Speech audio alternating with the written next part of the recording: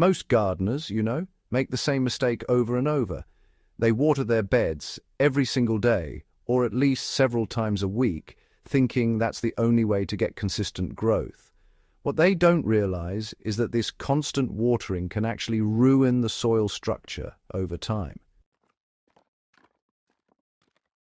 Compacted soil, washed away nutrients, shallow roots that dry out instantly when the irrigation stops.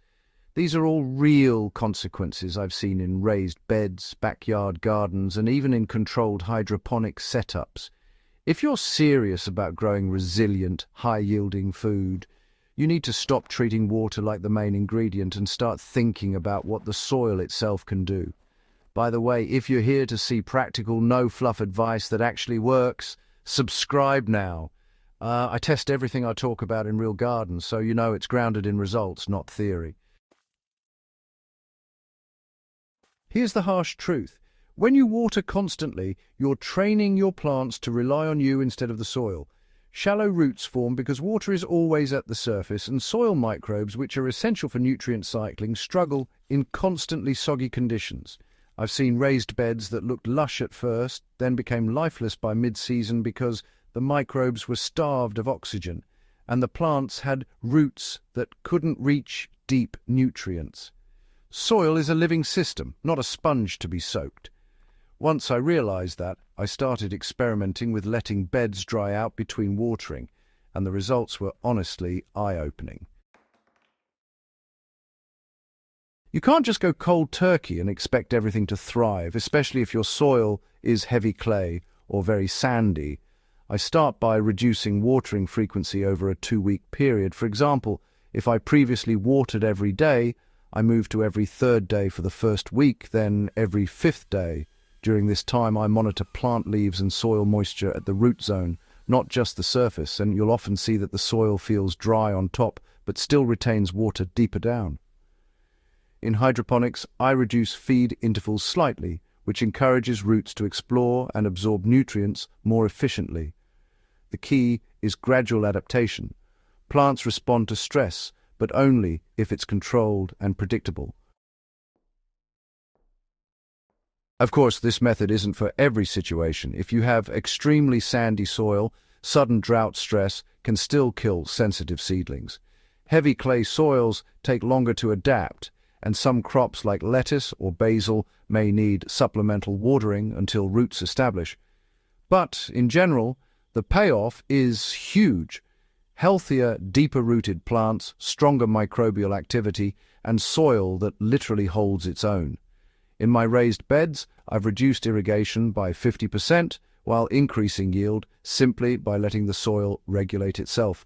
One of the most incredible things about this approach is watching the soil become alive. Fungi, bacteria, worms, and microarthropods all respond to the drying and rehydrating cycles.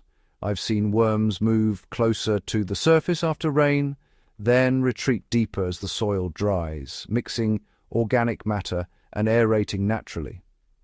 This activity improves structure and nutrient availability far better than constant watering, which often drowns these organisms.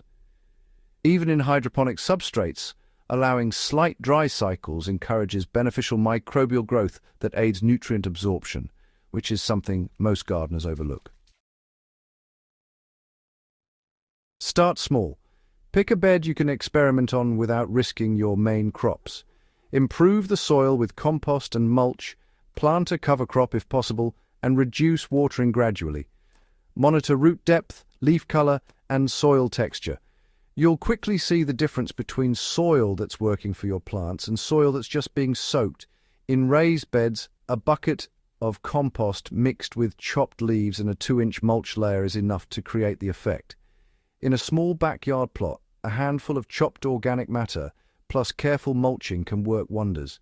Hydroponic gardeners can mimic the effect by allowing brief drying cycles and watching root behavior. If you've been watering obsessively, stop treating water like fertilizer. Soil has an incredible ability to regulate itself and support plants, but only if you give it the chance.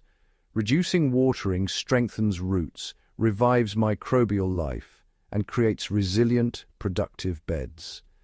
This approach works across raised beds, backyard plots, and even hydroponic setups, but it requires observation, patience, and a willingness to let the soil do some of the work.